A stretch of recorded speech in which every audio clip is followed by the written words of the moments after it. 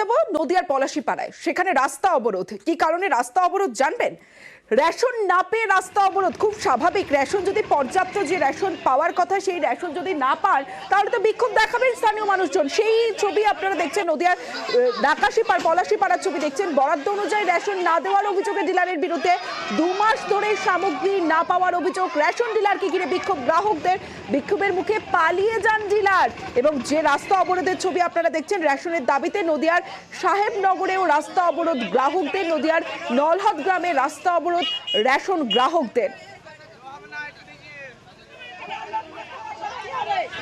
আর এই খবর যখন আমরা দেখাই নিউজ 18 বাংলায়, এই খবর দেখানোর পরেই তৎপরতা। ঘটনার 2 ঘন্টা পর রেশন দেওয়া শুরু হয় ডিলারের।